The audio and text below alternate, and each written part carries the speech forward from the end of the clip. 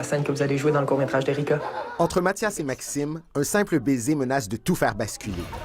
Pour les amis d'enfance, cet événement suscite une douloureuse remise en question.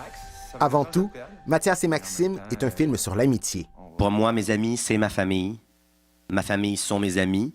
Puis je suis un peu amoureux aussi de mes amis. Tu sais, c'est sûr que j'ai pas la vie sentimentale la plus abondante, là, la plus fonctionnelle. Et puis j'ai trouvé un très grand réconfort, puis un grand équilibre, une stabilité aussi dans l'amitié. C'est le temps de prendre soin de toi, mon gars. Et à l'écran, Xavier Dolan s'est entouré de ses vrais amis.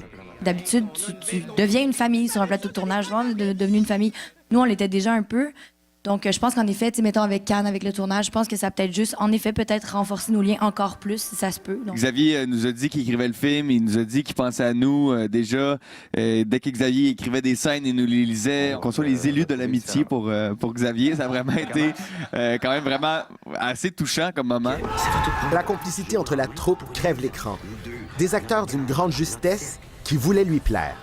Quand lui, il sent qu'il a atteint ce qu'il voulait atteindre, et tout le monde le sait, puis c'est contagieux. Tu veux absolument retrouver cette réaction-là chez lui. Tu veux lui redonner quelque chose qui va le rendre heureux.